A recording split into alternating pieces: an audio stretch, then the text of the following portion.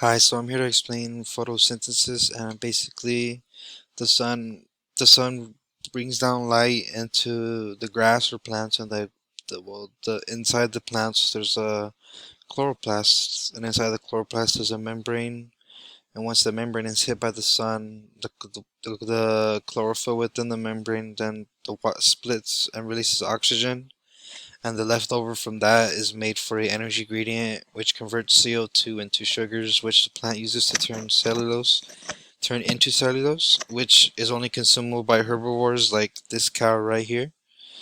And the main reason cows eat grass is to provide a food source for its real meal, which is bacteria. So it's the bacteria that really breaks down the hard to digest cellulose that we humans can't really do, and it converts it into a plethora of different amino acids, and which then turns these little baby calves into big 1,000 pound plus animals like this. And another reason too, grass helps them. It gives them more energy and it helps improve their digestion. And that's about it.